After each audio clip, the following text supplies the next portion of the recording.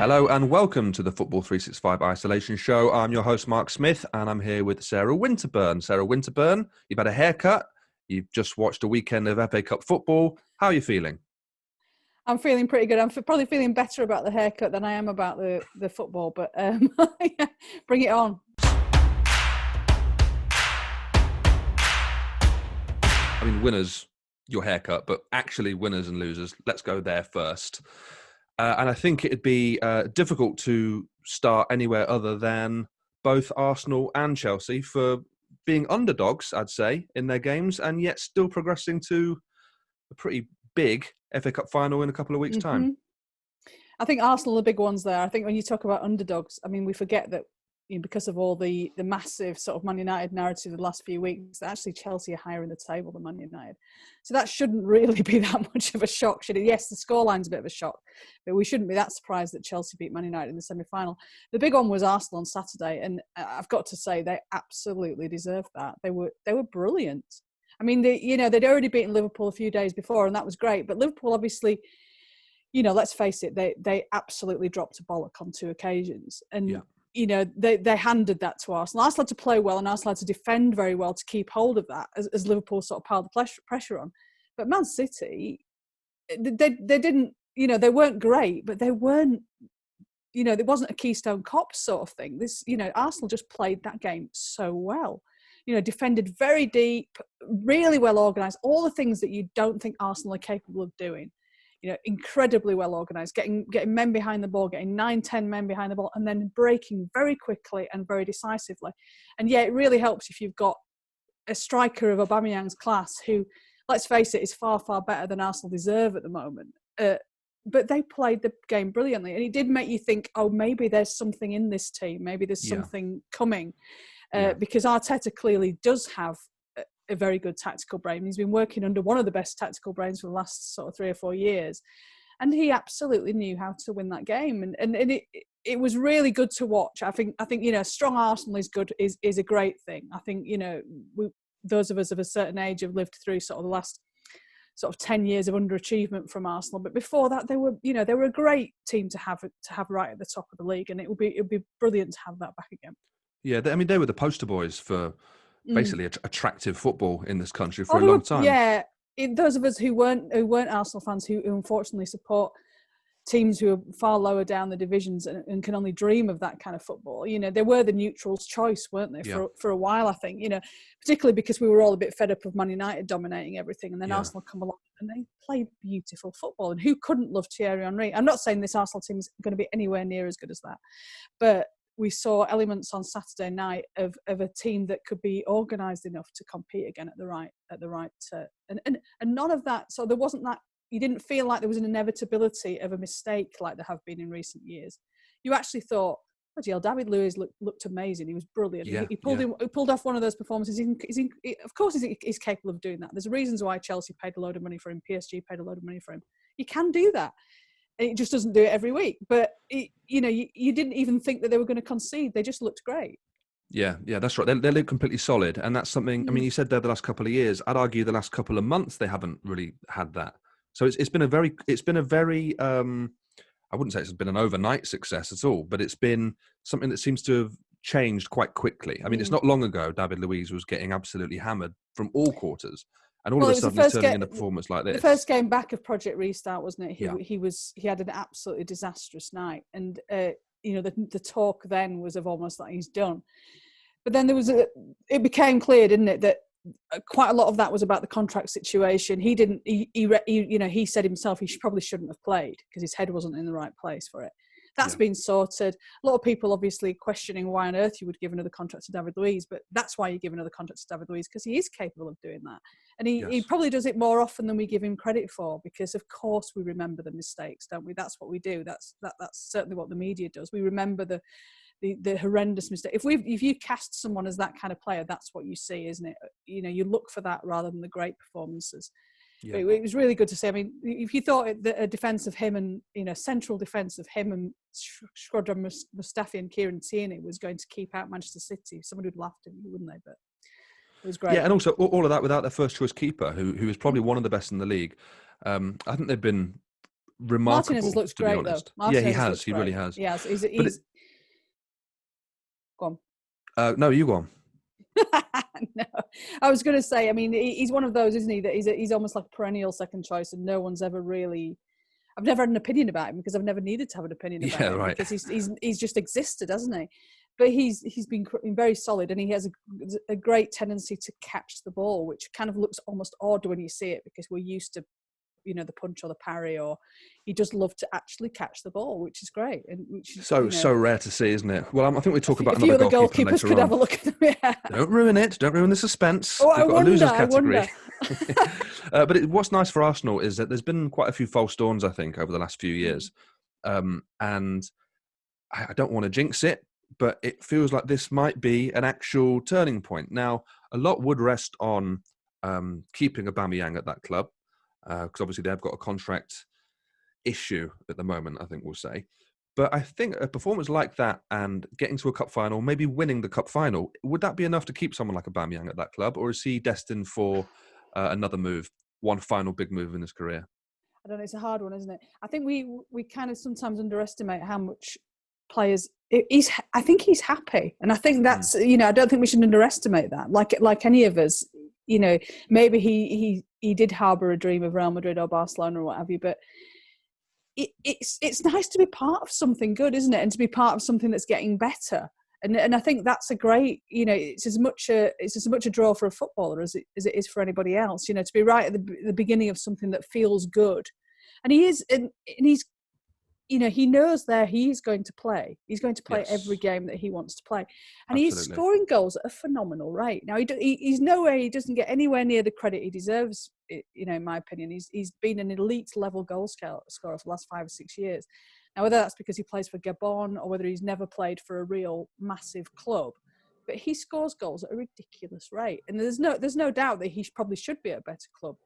Now, I suppose it depends on maybe the finances of this summer, whether a Real Madrid or a Barcelona or someone of that ilk wants to spend decent money on a 30-plus striker who then has no real sell-on value. Now, we know from what Arsenal have messed this up before that Arsenal can't let him go into his last season without a contract. So it's a massive summer for this, isn't it? Yeah. And obviously they've got stuck with this contract with Mesut Ozil that they don't want anymore. They're desperate not to hand another, $350K a week contract out. It'd be a massive shame if they end up not giving Aubameyang that kind of money, which he probably does. I mean, I'm using that word loosely, obviously deserve, because they've already got the one with Ozil. Now they might think they can't afford 2 contracts that massive, which would be a big shame if they end up losing Aubameyang on the basis of that. Yeah, that would be a sort of a final twist of the knife in the whole Ozil saga, wouldn't it? If he's the reason why they can't afford the pair of them. Let's move on to Chelsea, who we've already touched on, but you're probably right in saying that it's not a surprise that they beat United, but I suppose we're looking at form and how good United have been just before the restart and since the restart. But that performance, I thought, was similar to Arsenal in a way. Very, very disciplined. They've got a back 4 or back 5 who have come under a lot of scrutiny, a lot of criticism over the last year or so. And yet I thought they looked very compact, very well drilled and very committed. I know they had a different keeper and they didn't have Kepa. They went with Caballero instead. And I felt like he gave them just more of more confidence from the bag. He never felt like, even though there weren't any shots at him really, he never felt like he was going to let in a howler. No, he's. I love Willy Caballero because he does have that about him, doesn't he? Yeah, it's fantastic, isn't it? And he, I've never seen him commit a howler. Does he commit howlers? I'm not sure. And maybe he's not spectacular and has never been spectacular enough to kind of, command anybody's sort of first team place or indeed their respect. But, Chelsea do look more solid with him, between the sticks. I think what happened with Chelsea is obviously they got battered by Sheffield United, didn't they? And and this had been coming. Defensively, they've looked very suspect all season. And there's been these questions all the way along is, can Frank Lampard actually organise defence? We've seen nothing to suggest that he could before then. And, the Sheffield United defeat, which was an absolute shellacking, was coming. And the sort of, they went from that, didn't they? And then they sort of edged that win over Norwich that was kind of nervous and but they had to, they had to sort of pull off a clean sheet. And then they're a team that's been under attack since that Sheffield United game. And I think that's sort of probably galvanised them a little bit and maybe made them a bit more defensive and a bit more sort of wary of that. They were definitely very, very wary of being caught on the counter-attack on Sunday. And I think they defended a lot deeper because of that. And were a lot more organised and were a lot more compact. I mean, they still had their moments. I mean, Kurt Zouma did try and sort of kick the ball through Anthony Martial's leg, and I'm not quite sure why that wasn't a penalty. I mean, they do definitely always look like there's a ricket in them. I mean, they absolutely need strengthening at the back if they want to, if any of these clubs, and we're talking about Man United, Chelsea, Arsenal, Tottenham, any of those clubs want to get anywhere near Man City, no mind Liverpool, they're going to have to get so much better at the back. And all we're hearing really from Chelsea on the transfer front is more attackers and more forward players. I mean, they've already got Werner, they've already got Ziyech, and it looks like they might be getting Kai Havertz. Scoring goals hasn't really been the issue for Chelsea. No, that's the worry, isn't it? I think whether they've gone back to that era of sort of bringing in all these sort of Galactico kind of players. Yeah. When actually, you could probably need not just David one, Luiz. Two. Go and get David Luiz. Yes, for a third time. Brilliant. No, 2 or 3 centre halves. I think they need. Everyone talks about them needing a left back, but I think they need a left back. But you wouldn't need the left back quite so much if your centre halves were better. No, that's right. But Chelsea were very good, and congratulations to them and Arsenal for getting to the FA Cup final. Now, losers, I've got a feeling I know who we're going to start with here. We've mentioned the goalkeeper just then, who looks like he's never going to let in a howler. Let's now talk about one that looks like he might only ever let in howlers. David de Gea, why does he make our... Need I ask? Why does he make our losers Why list? does he make our losers? Oh, I don't know. Is it his hair? Oh, my word. What an absolute nightmare that was. I mean... Yes. I'm a little bit reluctant to put it all on him because I think he's probably a very convenient scapegoat today. But let's get into United. I think we should do De Gea first because there's plenty to talk about United. But De Gea himself, in terms of the mistakes he's making, which are all high profile because of the team he's at, how does his future look? Is this now a time for Dean Henderson, or should they just put Romero in for the time being? There's three things there I want you to answer, Sarah Winterburn. All at once. I think the quick answer is nothing's going to change this season. I think there's no way that Solskjaer is going to drop David de Gea. I don't think that's going to happen in a million years. Okay. I think he's safe for the rest of the season. The fact that he brought him in for that FA Cup game. Now that was the perfect game to not play him. Sergio Romero had played the entirety of the FA Cup campaign up to that point. It was a vote of confidence to put him in. Never mind, that was the moment that you played Romero, and then if he has a blinder, then you get to stick with him, don't you? Yes, yes. But to put De Gea into that game suggests that support is unwavering, and he costs too much money, doesn't he? I mean, they've just committed this massive contract to him, made him, United's, I think, highest paid player besides Alexis Sanchez, and now he doesn't look anything remotely like the kind of goalkeeper that you want for that kind of money. And it's really difficult because, there's no longer anywhere for him to go. Like Real Madrid don't want him anymore. There's no other massive club that's gonna queue up to pay that kind of money for him.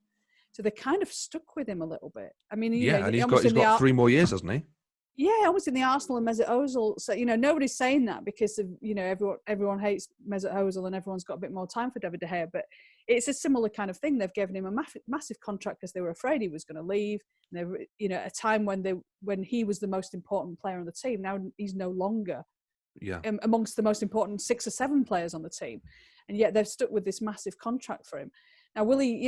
I don't know. I don't think history is littered of examples of goalkeepers who got bad and then got better again. Once goalkeepers go, they tend to go. Well, it's a very. You either got it or you haven't, because it's all about confidence, isn't it? As soon as that goes, it's like a golfer getting the yips. As soon as it's in your head, and you live in your own head as a goalkeeper so much of the time, as soon as you're in there and you've got these negative thoughts, I think it's very, very, very difficult to get out of it. We've seen a lot of high-profile goalkeepers do this. I mean, recently, I don't think Joe Hart is in the same category as De Gea when they're both at their best, but he went from being the starting keeper for Man City to not being able to get on the bench third choice Burnley. keeper for Burnley, and that's extraordinary, and that's happened to other goalkeepers as well. Because to all intents and purposes, it's a solo sport. It's not like the rest of the team. If you're the striker and you're going through a bad patch, you just make sure you do everything else right. You make every pass right. You make sure you chase down every. if you make every other element of your game right, then it matters less that you are missing the goals, doesn't it? And missing, you get everything else right. And if you've ever played football at any kind of level at all, we've all had bad games, and you get to the point where you think, right, all I need to do is make this next thing right. I will make this pass, I will make this tackle, and that's all you have to think. If you're a goalkeeper, it's very different because you're not in control of the next thing that happens. Absolutely. You don't know where somebody's going to hit it from. You don't know if you're going to have 20 minutes to think about that last mistake that you made. Elsewhere on the pitch, you don't get 20 minutes to think about it. The goalkeeper does. And I think that's really difficult to get that back. And I think it'd be extraordinary if he does. And he probably does need a move in order to get that back. He's only 29 as well, by the way. I know. And which in keeper terms means he's about 12. He's a baby still, Yeah. I don't know. He probably needs a move, but is he going to get one? No one's going to pay that money for him. The market has shrunk so much for high-end players, full stop, let alone keepers who are having nightmares. Quick yes or no answer, Sarah Winterburn. Is it now then the time for Dean Henderson to step up and be United's number one? I'd say yes, but I don't think it's going to happen. No, okay. We said we'd touch upon David de Gea maybe not being the sole reason for that loss yesterday. Just quickly summarise why you think United was so poor. Is it purely down to a lack of squad rotation and the size of their squad and tiredness and fatigue, or is there something worse at play here? Clearly they're very tired. They've been all those games where they were winning 3-4-0. Now it just seems ridiculous that they played the same 11 for pretty much 90 minutes every game. It's almost like that addiction to sort of looking good and scoring goals meant that they were sort of relentless in that. Yes. Now the time, to rest one or two of those at once in every game would have made far more sense than to play them all 6-7 times and then. But I don't think they can though, can they? I think that's their issue. And then wonder. I know there is the squad. I mean, you only have to look at Daniel James. Nowhere near massive drop off. You drop him from Pogba to Fred. You drop him from Mason Greenwood to Daniel James. You drop him, potentially Fernandes from to Pereira. Exactly. It's a massive drop off. So I can see why. What I don't understand is the change of formation. I think that's a massive mistake. You don't get Liverpool sort of missing 2 or 3 players or resting 2 or 3 players and just throwing the 4-3-3 out of the window. If you play a certain formation throughout a club, you shouldn't have to change that formation because you're missing 1 or 2 players or because you decide to rest 1 or 2 players.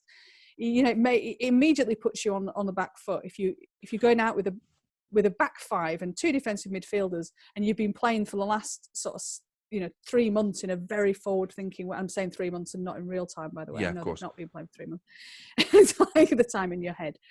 You don't suddenly change that. And I think Solskjaer should take a massive amount of the portion of the blame for that. It would have made far more sense if you want to rest Martial, just play Ighalo.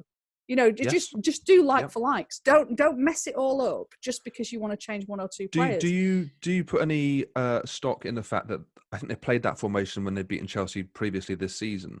I think they've done it a couple of times. But I'd say that even if that is the case, then Chelsea know how you're going to play, and it's even easier.